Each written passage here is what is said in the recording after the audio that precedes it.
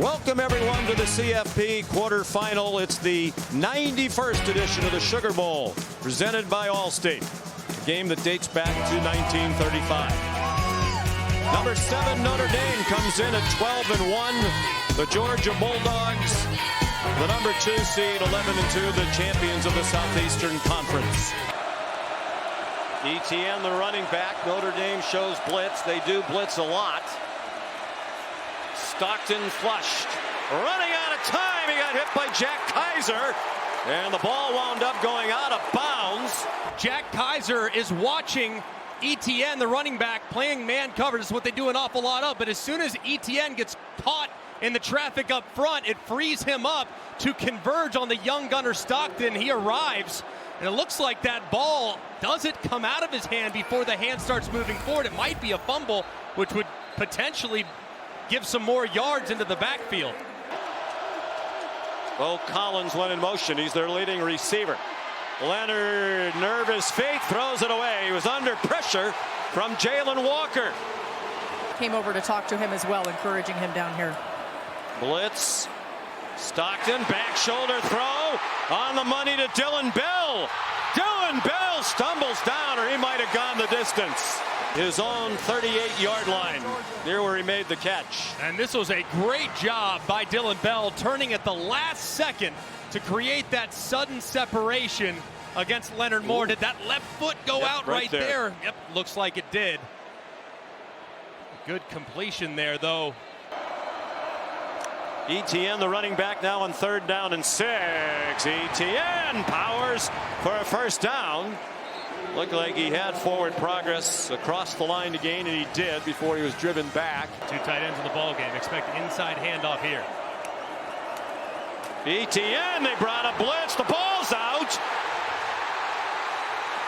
Don Schuler put the hit on. Notre Dame has recovered the fumble. Jaden Osbury. And Adon Schuler goes in, puts that helmet right on the football. It pops out. Nobody can find it initially, and then Osbury, the Louisiana native, finally pounces on it. What a huge turnover. 1 first down. This is 3rd down and 11. The Irish in their own 26. Leonard into a crowd. Good catch made by Jaden Harrison. ETN, the running back. Play action fake by Stockton. Arian Smith behind the defender. He is one of the fastest men in college football, and they caught him. Xavier Watts got him at the 11-yard line, and then a late flag thrown by the side judge. He beat Christian Gray in coverage for 67. And look at how fast Arian Smith, Christian Gray kind of squatting there, thinking the route's going to be underneath. You can't do that against one of the fastest men in college football. Arian Smith goes right behind him. The ball is perfectly thrown to the outside shoulder, and while dropped had been a challenge at times for Arian Smith, it was not right there. It was a great throw and a great catch down the sideline. And you saw at the end, the side judge collided with somebody on the Georgia sidelines and reached for his side, and then as he marked the ball out of bounds, he threw a flag. It's J.B. Garza. And they're assessing a penalty against Georgia.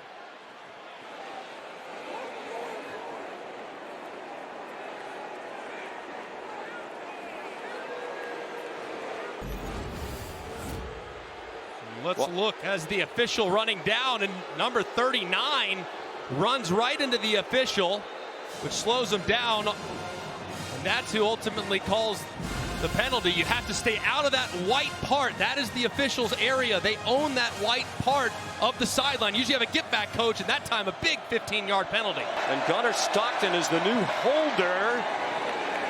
And no problem with the operation. Woodring, one of the best in college football, has now made 21 out of 23 for the year, and both misses have been from beyond 50.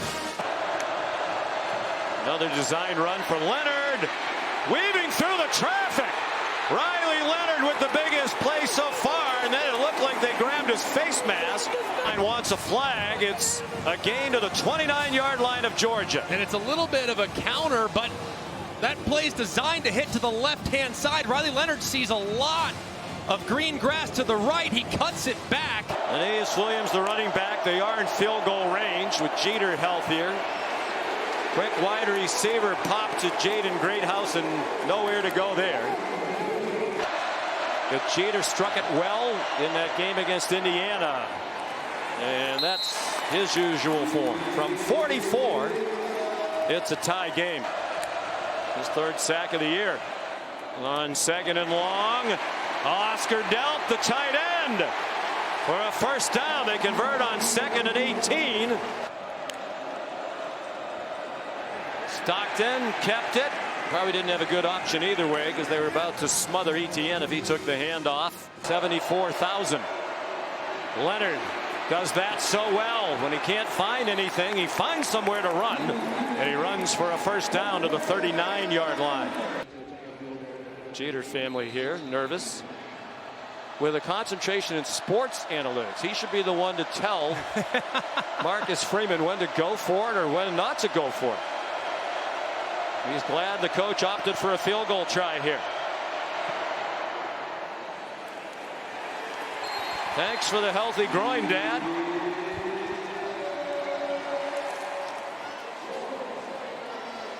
Notre Dame leads 6-3 with 38 seconds to go in the half. Perfect snap, perfect hold, right down the middle with excellent rotation. Actually a higher rated prospect coming out of high school than either Riley Leonard or Carson Beck. He got hit again. The ball's out. R.J. Oben knocked it out. And junior Tuialamaka has it for Notre Dame. Oben working against the left tackle again, a position that has given them so much fits this season.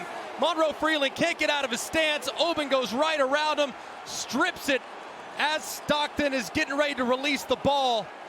And a huge turn as Georgia tries to get aggressive to steal some points, and it could be detrimental, massively detrimental to the Bulldogs' chances. Chance to add to a 3-point lead. Play fake. Leonard in the end zone. Touchdown Irish. Bo Collins with the first touchdown of this game. Well, it's great job here by Mike Denbrock. He brings 2 tight ends in the ball game, which is a heavy run emphasis personnel. Georgia knows that. Look at the effect that it has on the safeties, Dan Jackson and Malachi Starks. They both see the ball go into the belly of the running back, which forces one-on-one coverage to the outside. It's a well-thrown football and extremely strong hands shown by Bo Collins. That was a terrific throw and catch there for the Irish. He wants them to stop the run, continue to force takeaways, saying if they beat us throwing the ball, so be it. He stressed their edge rushers, playing relentless, wants them to continue their intensity. Jaden Harrison bringing back the kickoff. He brought 2 back for touchdowns last year when he played for the Thundering Herd of Marshall, and he has one for Notre Dame. What a start for the Irish. Tremendous speed by Harrison. They brought him in thinking he'd be a deep threat. He makes Cash Jones miss. Really the only guy that had much of a chance beyond Peyton Woodring, who was going to have a very difficult time tackling the speedster. Their chance to get right back in the game, and Bell dropped it. A perfect throw by Stockton. He is on target to Lovett, who made a much harder catch. Stockton under duress, did well to get it off. Nate Frazier, first down Georgia. To the 31-yard line, Jalen Sneed came on a blitz, and Stockton dealt with that very well, 9 yards. They say no one does more film study than Stockton, even though he was the backup. He was constantly in the film room, watching a lot of film of offensive linemen, in fact. He throws wide open. Cash Jones has it and has a touchdown. 32 yards for number 32 from Brock, Texas. He has become a huge part of this Georgia team. Divided loyalty in his family. His sister Casey Evans was a volleyball star at Georgia. She's 2 years older than Mitchell. Outside, Jatarian Price, a flag thrown by the back judge, which crowds the middle, thinking that Leonard's going to take off running. He does, and they hit him behind the line. He lunged toward the line, and it's going to be very close. It was a great play initially by Nas Stackhouse, who shot right through the gap in a terrific effort. The Notre Dame blitz picked up. Stockton runs past it, gets banged down by Adon Schuler. Watch Lovett in the flat. Georgia trying to convert. Pressure up the middle. Stockton got it off a low throw, and it is caught, but short of the first down. Great job. He's going to bide inside, and then Bowen is going to go right up the middle. Watch this. The right tackle, Green, who normally plays left, a little confused because he's sliding out to Xavier. But they lead by 10, and the clock running toward the end of the third quarter. Leonard decided not to force it to Chris Mitchell. Slides down after he got the first down.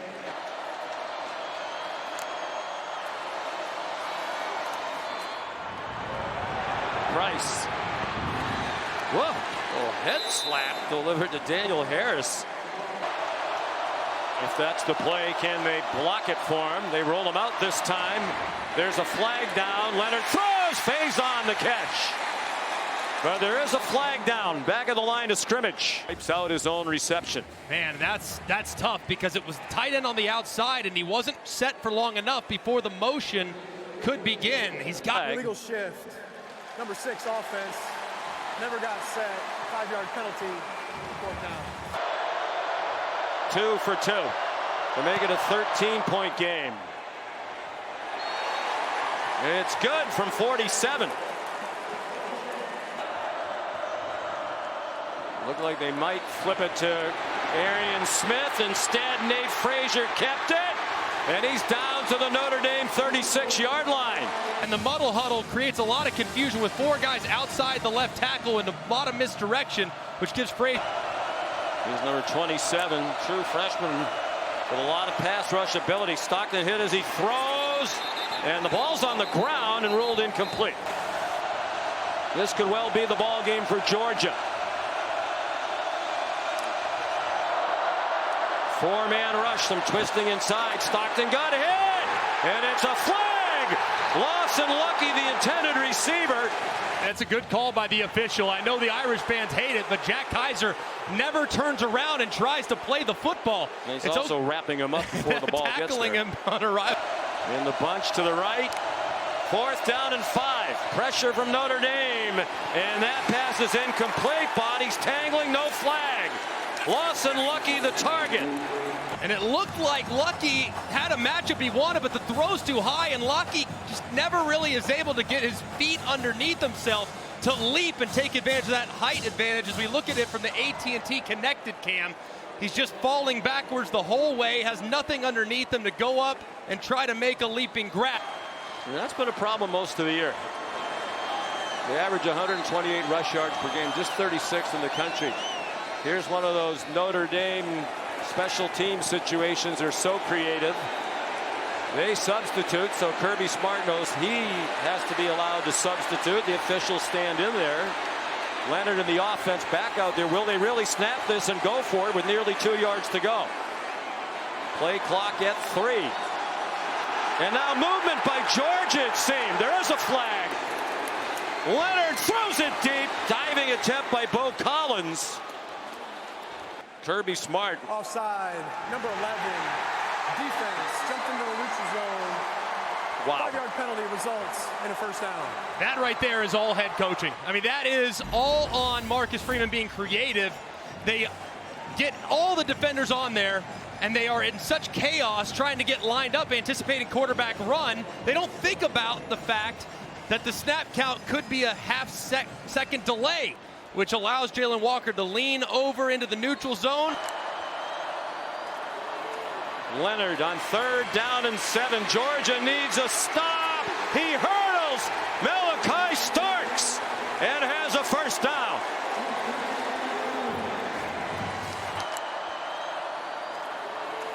Leonard on 3rd down and 7. Georgia needs a stop. He hurdles Malachi Starks and has a 1st down.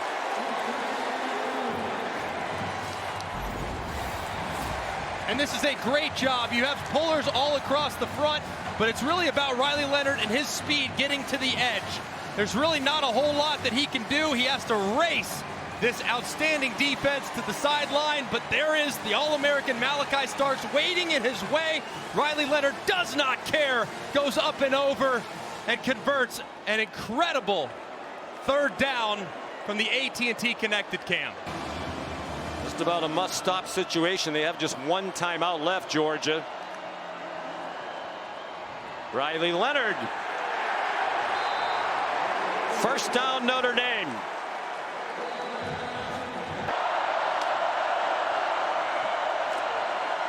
Stockton sacked by Donovan Heinisch.